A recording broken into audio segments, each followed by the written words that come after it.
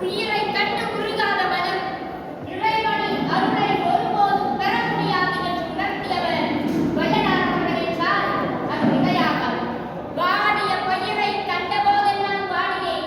இந்த ஒற்றை வழி மலர் செடி கொடிகளையும் தனது உடன்பிறப்பாக எண்ணும் ஆகச் சிறந்த பேரன்பின் அடையாளம். ஆம், பசி ஆற்றுதலையே மிக சிறந்த தவம் என்று உணர்ந்த வள்ளலார் ஐயா அவர்கள் வடலூரில் ஏற்றிய தர்மசாலை எடுத்து இன்று வரை எரிந்து கொண்டிருக்கிறது என்றால் அது மிகையாகாது.